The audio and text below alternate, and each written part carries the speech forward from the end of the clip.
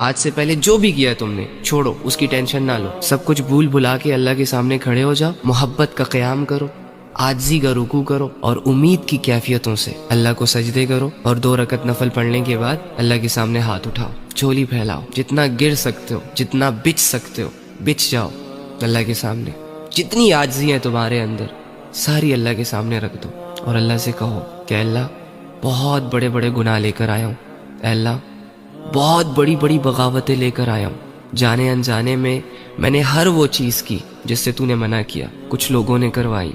کچھ اپنی مرضی سے کی، اے اللہ یہ چھپن چھپائی کی زندگی مجھ سے مزید نہیں جی جا رہی، میں اب تیرے سے جڑنا چاہتا ہوں، میں آیا ہوں اپنا جرم قبول کرنے، اپنے گناہوں کو معاف کروانے، کیونکہ ایک آیت میرے کانوں تک پہنچی ہے، اور میں اگر تم سے ایک پرسنل بات شیئر کروں اپنی، جب زندگی تنگ ہو چکی تھی مجھ پر، جب لوگ نہیں سمجھ رہے تھے مجھے، جب مجھے میرے گناہ اور میرے گندے اعمال ڈرا رہے تھے، تو قرآن کی اس آیت نے مجھے ایک نئی زندگی دی۔ اگر یہ آیت میں نہ پڑھتا تو شاید آج میں آپ لوگوں سے یہاں بات نہ کر رہا ہوتا، اور وہ ہے قُلْ يَا عِبَادِيَ الَّذِينَ أَسْرَفُوا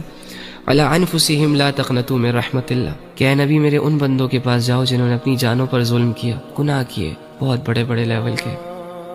اللہ کو ناراض کیا، جاؤ ان کے پاس اور ان سے کہو کہ اللہ کی رحمت سے مایوس نہ ہونا، اللہ سارے گناہوں کو معاف کر دے گا،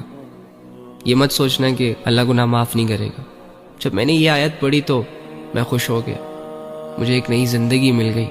ایک نیا راستہ مل گیا۔ تو تم بھی جاؤ اللہ کے پاس اور اللہ سے کہو کہ اللہ میں بھی گنہگار ہوں، اللہ میں بھی ان لوگوں میں شامل تھا جو تجھ سے دور بھاگتے ہیں، لیکن میں آ گیا میرے رب،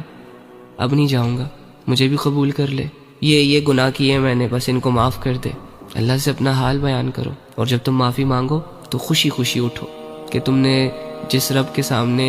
اپنے گناہوں کی معافی مانگی ہے نا، وہ بہت بخشنے والا ہے۔ اب یقین کرو اور اس کے بعد سے نئی زندگی شروع کرو۔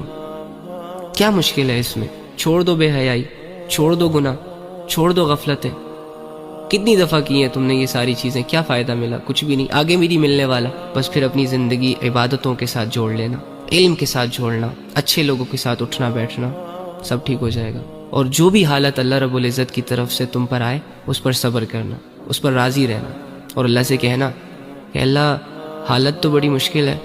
لیکن اگر اس مشکل حال میں تیری رضا مجھے مل رہی ہے تو اٹس اوکے، ٹھیک ہے۔ ہاں، دنیا کی پرواہ نہ کرو، اپنے آپ کو اللہ سے جوڑو گے تو ایک مضبوط انسان بن کر لوگوں کے سامنے آ پاؤ گے۔ اگر اللہ سے دور بھاگتے رہے تو باوجود اس کے کہ دنیا میں تمہارے نام کے چرچے ہوگے، لیکن تم اپنے آپ کو کبھی بھی مطمئن نہیں کر سکو گے، ٹھیک ہے۔ تو بس توبہ کریں گناہوں سے، رک جائیں بے حیائیوں سے، منہ